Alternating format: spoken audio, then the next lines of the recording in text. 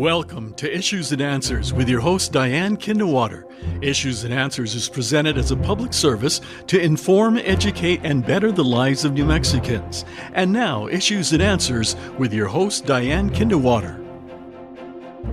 Welcome to the program. I'm Diane Kinderwater. I'm excited because my guest today has a crystal ball that looks into the future. The only thing is this crystal ball just asks questions, doesn't really give us the answers. You'll have to answer the questions yourself, and maybe we'll get some of the answers on this program. We're going to talk to Paul Gessing. He's the president of the Rio Grande Foundation. He's been a guest on our show a number of times. It's a think tank that thinks about issues and also wants to make sure that you have liberty and freedom in your life and the ability to pursue that. That's what the idea behind the Rio Grande Foundation is. And we'll examine that question. Look into your crystal ball. Do you feel free with that mask on? Do you feel free like that? We'll talk to Paul Gessing right after this. Stay with us.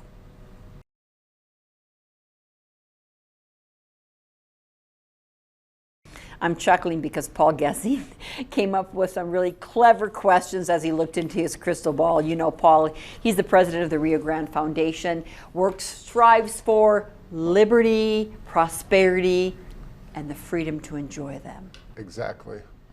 And do we have, and I said the mask, you laughed at the mask, but you came up with your crystal ball and looking at some questions for 2022, and one of those is, are we going to continue wearing masks for the rest of our lives? Well, not just masks, but COVID restrictions across the board, and masks are one of the prominent things that have become part of our day-to-day life. Certainly, the story of the end of 2021 and beginning of 2022 was kind of the transition from Delta to the Omicron variant. And I think while New Mexico, we know that our governor has among the most in America, the most lockdown policies, the most lockdown mentality, the idea that Omicron could and should perhaps free her and free us from the other, policies, the lockdown policies, could be a thing. Omicron is spreading very quickly. You no longer have the moral people who are saying, well, you got the virus, so you're bad. You didn't do things responsibly. You went out and lived your life, and that's why you're bad. Now everybody's going to get Omicron. And it's also a very mild variant. So it's much more like the cold. So what do you think this is going to do with her policies, with the governor's policies? I don't know that it'll do anything. I do think it could give her the opportunity, if she was inclined, to, as the case rates start to recede, because we're in a very high rate of cases as the new year gets rolling and kind of things start in the winter. But once the weather turns around in March and April, we could see a dramatic reduction in those cases and the spread. And it'll be interesting to see. I don't have a crystal ball in this one as to what the governor's going to do. You get the questions. We had about a month and a half over the summer last year when the governor pulled back the mask mandate. I suspect she may do that again at some point, but are children going to be going to school in mass? And then, of course, November, whether she gets reelected or not, and what additional strains of this virus we have then. So I do think that the opportunity comes as the weather warms up. But then again, as you mentioned, there's other strains coming in, just as there have been strains for flu for years and colds. But anyways, that's part of your crystal ball, looking into that. Right. Thank you very much. There's also the political angle, of course. She doesn't want to be perceived. It's an election year. Yes. She wants to be somebody getting reelected, and I think that's going to impact her decision making as well. But will New Mexicans have long memories of only a year or two of what happened to their businesses when they were closed down and the big superstores were kept open? I certainly hope so, but that is really a question that we don't know the answer to. In your crystal ball, you ask another question. Will the governor and legislature really increase gas prices in 2022? What's going on with we know they're up there. We know that we're getting a lot of revenue from the oil and gas industry into our state coffers, but increasing the gas by putting another tax on top of it. Technically not a tax in this case. It's regulation. That regulation would, if adopted, it's called the Clean Fuel Standard, would increase the price of a gallon of gas by up to 35 cents a gallon. But it's And not a tax. But it's not a tax, not directly. It's a regulation. With the effect of increasing, Exactly. And that's the problem, is that these regulations tend to have negative impacts on motorists. Be mandating the use of green fuels, renewable fuels, ethanol in the gas tank. Oh, brother, so that could be 35 cents. It's interesting. We have a lot of fees. They don't call them, I mean, some of the legislators, the conservative ones, call a fee a tax because it adds it, but like a license to go hunting and fishing or the excise tax on your car, some of them, they don't call them taxes, but the fees have the results. So this is what you're saying, is this clean fuel standard has that same effect. So is it likely, even in an election year? I remember they're not popular raising gasoline taxes in an election year, but this is a fuel, you call it a clean fuel standard. Is it a possibility that's going to happen? It's one of the governor's top priorities for this session. So, yeah. Geez, it's going to probably happen. And you also, with your crystal ball, talk about Albuquerque's violent crime and the homeless problem spiraling out of control. Still, the citizens of Albuquerque voted for a progressive mayor, Mayor Tim Keller, for a second term. And the city council is more centrist. That change, how will they address that issue? What does your crystal ball, Paul Gessing, say? Well, the crime has obviously been an issue. It wasn't enough of an issue to keep people from re-electing Tim Keller. So he's got 4 more years of running the city of Albuquerque and leading the police force. We'll see if he can change his stripes a little bit and move the city of Albuquerque in a different direction. It's obviously been a frustrating time for a lot of people who didn't care for him, but those are folks that are in the minority, unfortunately. And the city council now is much different from where it was before. So we're going to see if they are able to take that, the city council has changed, it's not as progressive, and see if they will have any influence or impact on this. And again, you're a citizen, resident of Albuquerque, and I imagine you're deeply concerned, as many people are, about the rising crime. And the question is, I wonder, Paul, have people become complacent? And they say it isn't happening everywhere else, it's happening in New Mexico. We're the worst of the worst. In Albuquerque, not just in other cities in New Mexico. It's really focused, hyper-focused on the city of Albuquerque. And so it'll be one of those crystal ball questions. Will the city of Albuquerque City Council have the ability to push back against the mayor? Will they be aggressive?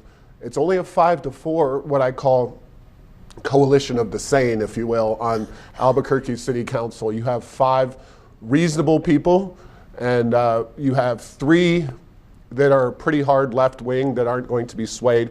Then you have Clarissa Pena in the South Valley, and she could be a swing vote on certain issues to override Mayor Keller on certain issues, and that's going to be the interesting question. I think the role Clarissa Pena plays in that city council. And the question of the homelessness, we see them everywhere. We understand they have a home for them. The city has built a place for them to go. People have a choice. They seem to want to live on the streets. It's a choice that they have made.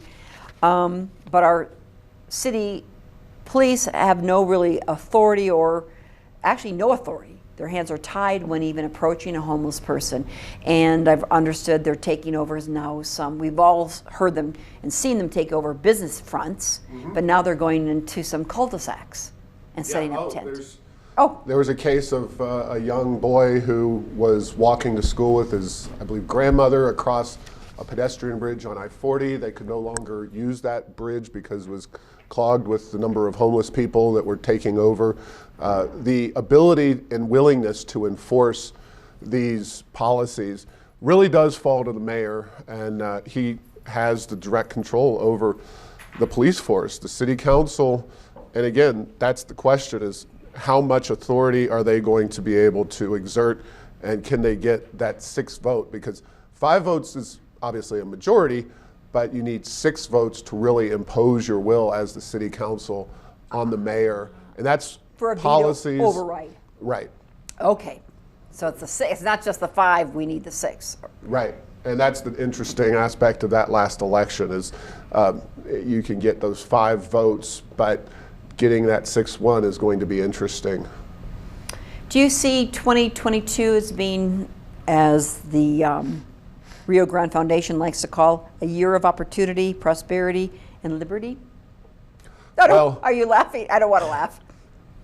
I think the question will be how much of a return to normalcy do we have after 2 years of pandemic and the pandemic policies. We'll see, as we move through the summer and then into the fall, is that return to normalcy going to happen here in New Mexico and across the country? The critical question of 2022 is undoubtedly the election for governor in November. So we don't know, I think, a lot of the upshot and the fallout from this year as a year for the state of New Mexico, because it truly is a watershed year for this state. With Governor Lujan Grisham, yes, with Governor Lujan Grisham up for re-election, it is hard to foresee New Mexico shifting back from kind of the left-wing progressive policies. Lujan Grisham's personally run afoul of all kinds of ethics issues. Her COVID policies, while popular with some, there's a strong base of passionate people who oppose them. And with Biden being relatively unpopular as well, even though he's not on the ballot, you'll have congressional races on those ballots in November. I think if the Republican Party and conservative movement can't rally to oppose Lujan Grisham at this time, when can they? So that's going to be the interest. That is the overriding question of 2022. And then again, part of playing into this, Paul Gessing, is the redistricting that certainly took place recently and that impact.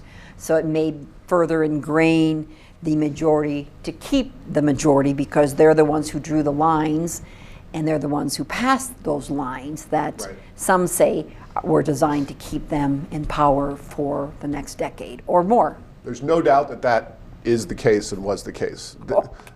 When one party has control of redistricting, they are going to do what they can with that tool. And in the congressional redistricting, of course, Yvette Harrell and trying to turn that seat into a much more competitive Democrat-leaning seat is obviously part of the equation. We'll see if there's lawsuits on some of the redistricting maps.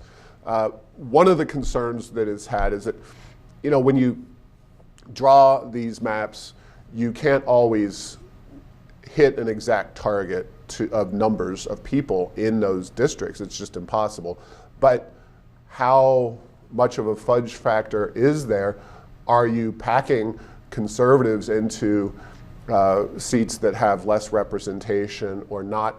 And I think that might be the grounds on which the Republican Party might be able to gain some traction. But those are with the legislative, I believe, state Senate race seats, not the congressional seats. I think we're going to be with these congressional seats.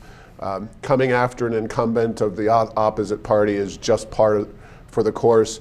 And it's really up for the Republicans to run solid candidates and get them to try to... Or libertarians on our state, because they're on the ballot. They are on the ballot, as far as I know. They'll still be considered a major party. So the effort is to take those seats, and we'll see. I don't have any crystal ball into who's going to win them, but the Republicans just have to take those seats that they can get. And that's your crystal ball question 5 regarding unseating the current governor, but then also making gains. Is that a possibility? Making gains in the legislature for more liberal thinking? So the House is up this November. We don't have the state Senate up, but all the House members are up. And yeah, I think given the repeated blue waves we've seen in New Mexico over the last few election cycles, Republicans have to be thinking about picking up 3, 4, 5 seats in the House, given, again, Joe Biden, given the unpopularity at the top of the ticket. you call us an impoverished California. Yeah. I mean, we know the beauty of California, and people live there because, I mean, we have our certainly beauty in New Mexico. We definitely but we do. don't have the ocean. We don't have a lot that California offers with their terrain and climate. But Sure.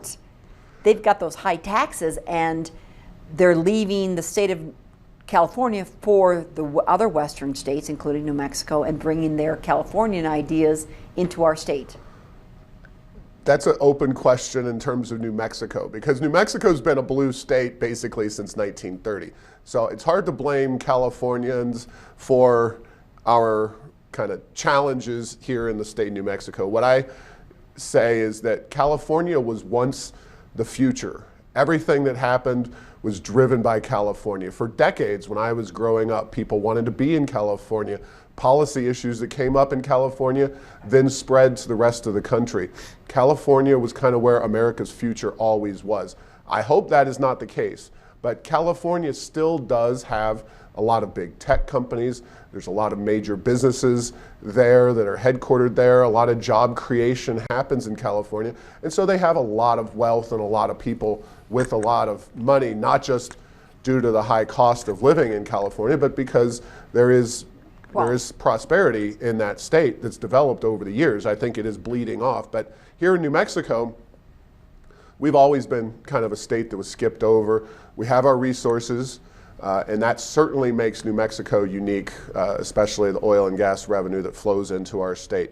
But despite that oil and gas wealth, we still remain among the very poorest states in the entire country.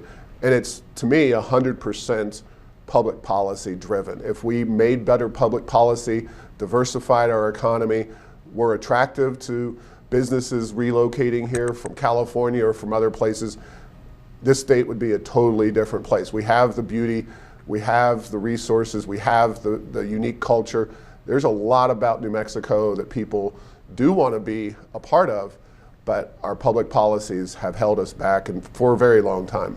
And that's another question you had. Will the oil and gas keep New Mexico in the black, and will that money do any good? It's essentially two questions because Right. you know, the state is experiencing unprecedented levels of oil and gas money flowing into the budget. On the first one, I believe that oil and gas shows no signs of slowing down. We still use it in abundant supply, and it still benefits New Mexico. So I don't see a major change. Unless the global economy goes into a serious recession, I think New Mexico will continue to see growth in oil and gas. Will the money do any good? Well, that would be a change for it to start to do some real good, because as I just said, we suffer from all of these policy issues, and the legislature, 30 days, even Governor Lujan Grisham says she wants to do a modest, tiny tax decrease on gross receipts tax, which is unique, but it's a sign of just how much oil and gas money is flowing into the state that she's even considering a tiny tax cut. But we don't need just a tiny tax cut. We need to reform the gross receipts tax. We also need to eliminate Social Security taxation. We need to do big and bold changes, not little dipping your toe into the water, milquetoast reforms. So, And we can. It seems like we can afford to do it now because of all this unprecedented money. I mean, our population, as the census showed, hasn't increased right. over the past, but our budget's going to increase, what, 20%? Going from 6 billion to 7 billion, 8 or maybe 9 billion? Yeah, budget? the last budget was just north of 7, 6.8. and we're going to be close to 9 in the general. Yet our population fund. hasn't grown.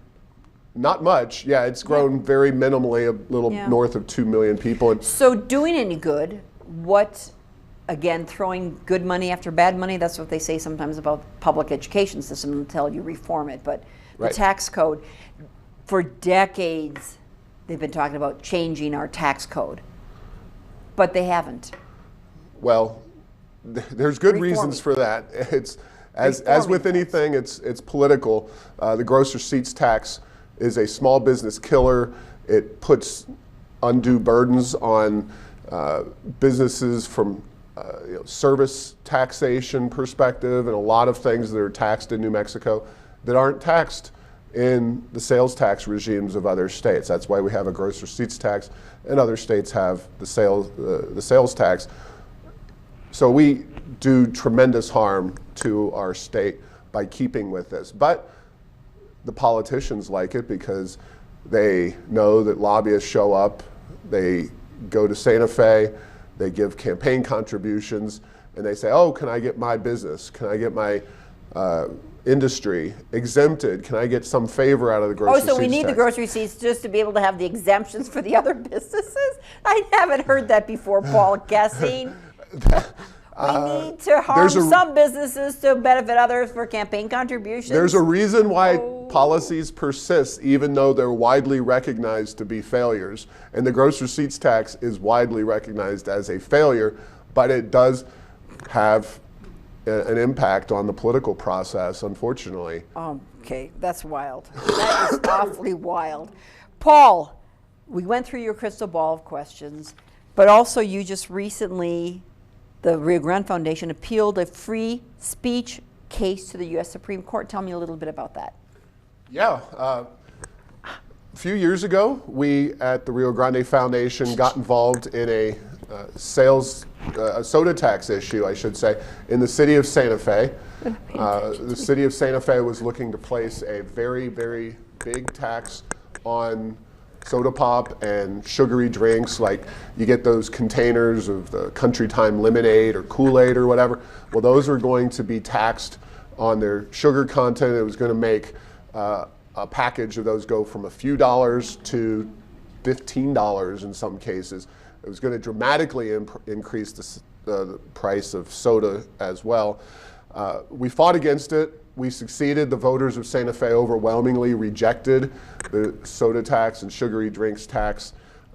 But we made a misstep, if you will, in the sense that we violated the city's campaign finance laws, which said that if you spend more than $250 on a readily identifiable ballot measure, then you're supposed to disclose your donors. Now, it's technical, it's in the weeds. We were actually given in-kind contributions on these things, but we were found to be afoul of the city of Santa Fe's campaign finance rules, and they came after us. They wanted our list of donors, and we've appealed to various courts. The reason we're heading to the Supreme Court is that the appeals court didn't want to take it up because they claimed we didn't have standing. We couldn't prove harm from this rule, and I think that is absurd. It's standing is something that courts unfortunately often rely upon just as a get-out-of-jail-free card for themselves. They don't have to take a tough stand or make an unpopular ruling. But it affected you. Yeah, absolutely. If we're ever going to involve ourselves in a Santa Fe ballot measure, or Albuquerque has a very similar rule on its books. So these are very impactful for organizations like mine, because last thing your donors want is to have their name dragged out in public, especially in a blue state in this politically hostile climate where you say or do the wrong thing and you can have people showing up to your house. You could have physical violence occur for you and your family. It's something that I think is very critical. And by the way, the laws on the books that protect donor privacy go all the way back to the civil rights era in the 1950s, when the U.S. Supreme Court made a decision in NAACP versus the state of Alabama. For obvious reasons, NAACP during the civil rights era did not want to disclose their donors to the state of Alabama. For obvious reasons, the state of Alabama wanted the NAACP's donor list, and the Supreme Court made the right decision then, protected donor privacy. They should do it again. And it'd be awesome to be in front of the U.S. Supreme Court there, but they've got to take the case. They've got to give us a writ of certiorari, which is a fancy way to say in a court that you're going to hear the case. You had another complaint filed, this time the Rio Grande Foundation, against the governor. Right. And that was for failing to disclose travel records. Tell me a little bit about that. Well, the governor in early November flew off to Scotland to be a part of the COP26. That's the big global warming conference, and she and Jeff Bezos from Amazon and other big name people, politicians from all over the globe showed up in Scotland. They all flew jets, many of them private jets. And we wanted to find out how Governor Lujan Grisham and her staff got there, because we think, first and foremost, it's relevant information as to what mode of transportation she's taking. Was she flying a private plane? Was she flying first class? Was it coach? And who was paying for all of this? And if somebody else besides the taxpayers is paying for this, is this a campaign finance expense? Is this for her political campaign? And how is that money being calculated? Why are we in New Mexico accepting third-party organizations paying for somebody's travel on if it's supposed to be public state business? If it's supposed to be public business, right? So imagine if Susana Martinez, a Republican, had traveled to some conference with ExxonMobil picking up the bill or something. That would not have gone over well. The media would have been all over that. But unfortunately, we're the only ones calling the question on this particular issue of how did the governor get there, and in what conditions, who was paying for it. And you had to go to court to do this. We filed a complaint to the Attorney General, who of course is a big Lujan Grisham supporter, and so far I have not heard anything from the Attorney General's office. But we also got the Foundation for Open Government to submit their own complaint. We're still hopeful, and we'll just see how it shakes out. I think it's important to keep public officials honest. We will be discussing more about public officials in our next program with you, and especially concerning how New Mexico ranks with our neighboring states and with other blue states and with other red states when it comes to economic development, economic prosperity, opportunities, and just what kind of impact that has on our growth and our health of our economy. Because you put together, as your think tank, all the information we're going to talk about in our next show. Thank you, Paul Gessing from the Rio Grande Foundation, being a part of my show. We'll see you next week. Bye-bye.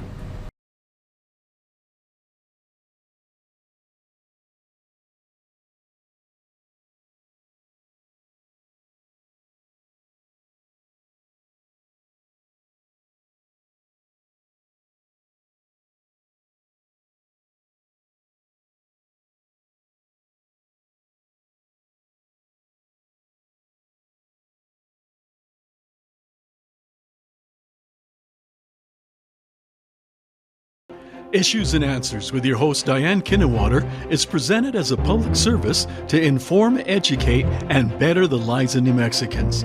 To comment on today's program or to purchase a copy of any Issues and Answers program, visit sunbroadcasting.org or call us at 505-345-1991.